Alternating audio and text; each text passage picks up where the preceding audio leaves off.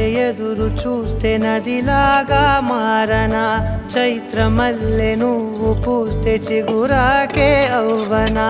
నన్నే వరించి యువరాజును అంట నీ యువ